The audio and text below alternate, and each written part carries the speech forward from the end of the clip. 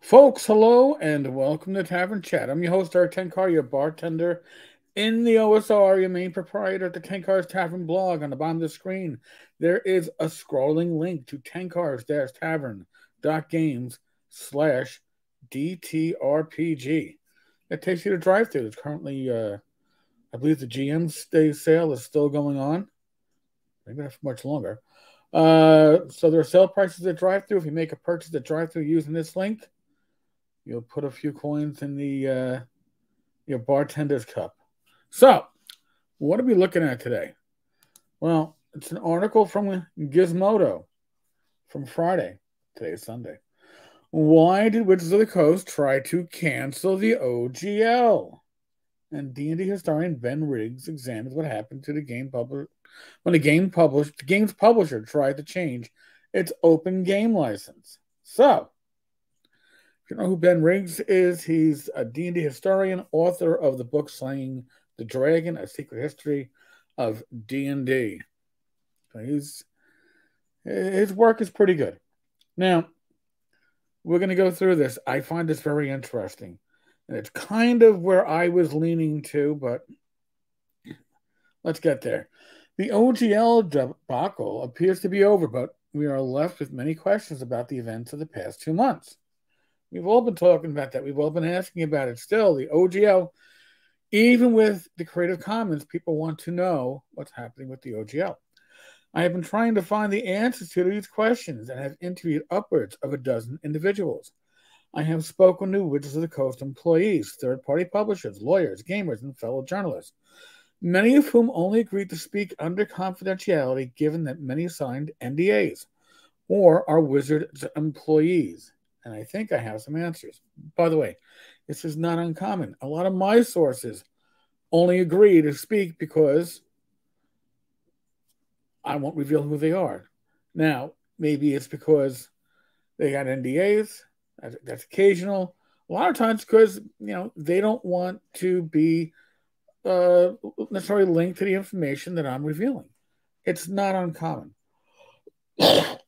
One of the important questions may be why Wizards try to cancel the open game license. The revised text of the now dead of the dodo, OGL 1.1, has the answer for us. Money. Moving forward, hugely successful businesses that generate more than $750,000 of annual revenue will also need to share some of that success with us by paying a royalty of 20 to 25% of the qualifying revenue they make in excess of $750,000.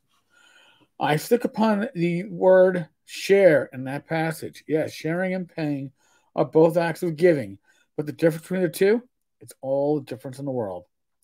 A confidential source within Wizards, this is interesting, told me that making money was the intention behind the OGL revision. I was thinking that from the start, and that's the reason why I was working under, we'll still see, the assumption that the DM's Guild was going to go solely under control of Wizards of the Coast. They want to make money off of 1D&D, even 5e, that they aren't making, that they're giving away to third parties. They want a bigger share of that. They reported the company wanted to receive money from the profits of huge 5e Kickstarters and successful third-party publishers. All right. Money is a comprehensible motivation for the Hasbro-owned company. Makes a lot of sense, right? Money drives the world, especially the corporate world. The Open Game License 1.0A was a gift to the D&D and tabletop RPG communities. It is a revolutionary document in the history of tabletop RPGs. Well, pretty much revolutionary in a lot of ideas for what it gave to the community and to the competition of Wizards. The golden age of tabletop RPGs that we've been living through is in many ways a product of the OGL. However, one could argue that while the OGL is great for the community and the industry, it was not good for Wizards. It is easy for math-minded bean counters. Again, this is nothing new. It's not surprising to see every dollar spent on a third-party product as a dollar lost to Wizards. I've said this before. It's not a zero-sum game. All right?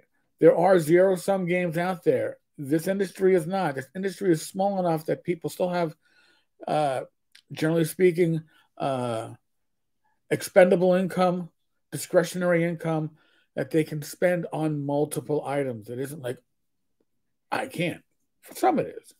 But in general, I do think that the money is there to be spent if the quality of the work is there to be bought. And Ben Riggs disagrees. He disagrees with that interpretation, but it's easy to see the argument.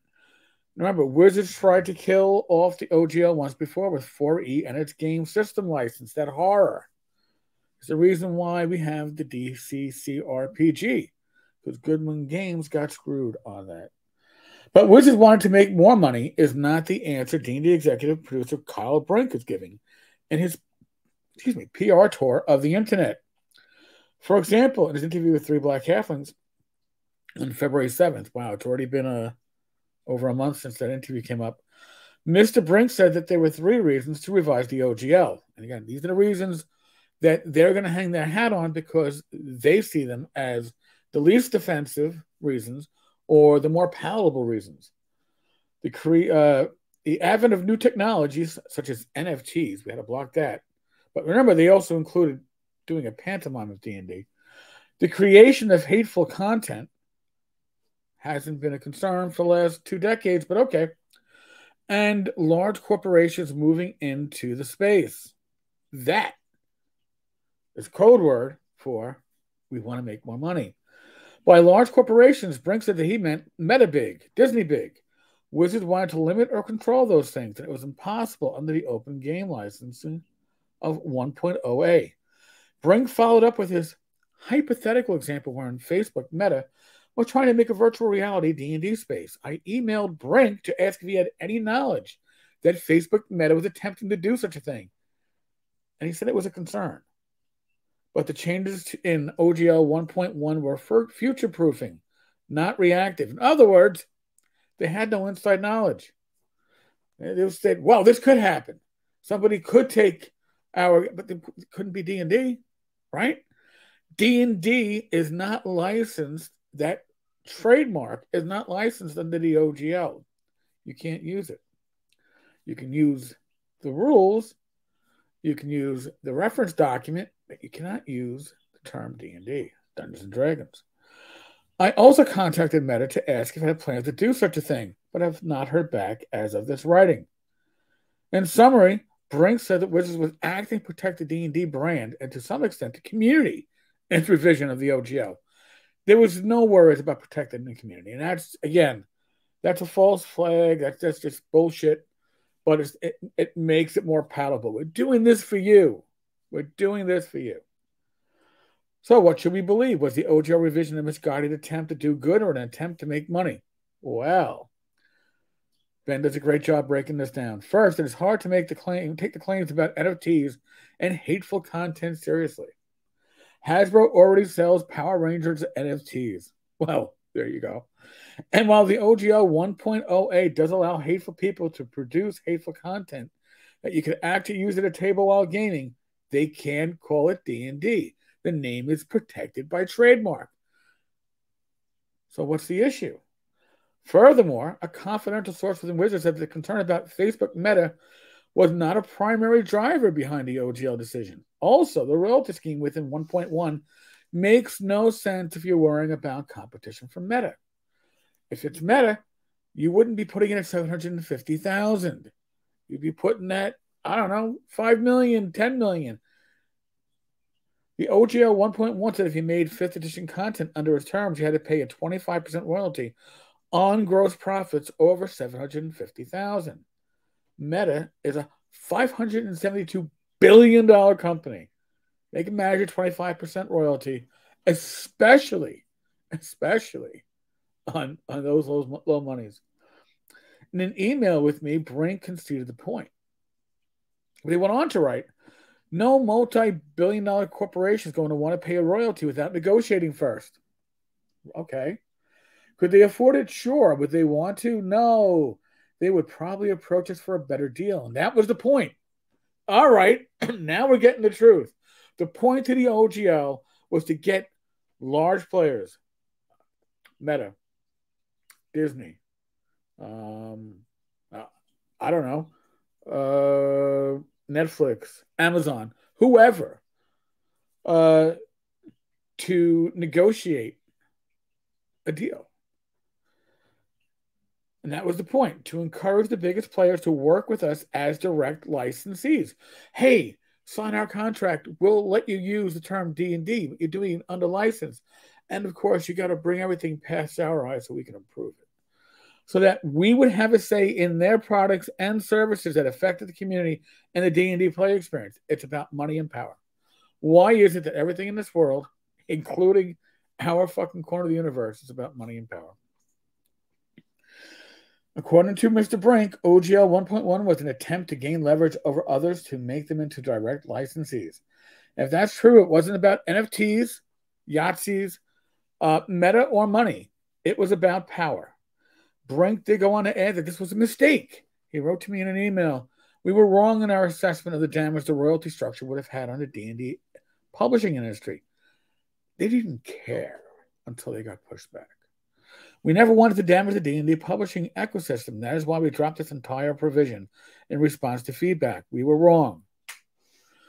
I believe that part of it was to leech money off of those big Kickstarters because the bean counters wanted that.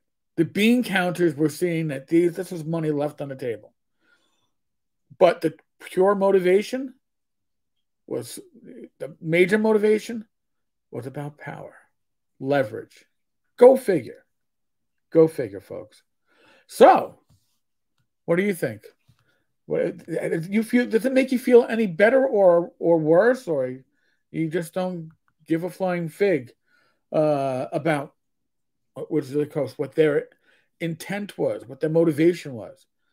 I didn't foresee that was going to be leverage. I thought it was just make a little make the extra cash, which some are saying it was, but Brink is actually saying, no, it's about leverage. It's about leveraging these larger players. So they could pay the 25%, but they wouldn't want to. They'd rather negotiate. What if they wanted to? Then you lost your leverage. It's a bad argument. There are holes in it. And again, Kyle, no disrespect to you, but if your mouth is moving, I'm trying to cast detect lies, because that's your position in the company right now, is to give the narrative that Wizards of the Coast feels will go the furthest in supporting them, not necessarily giving us the truth. So, folks, let me know what you think. I think Ben did a great job with this article. It was spot on. I will include a link to the original article in the show notes.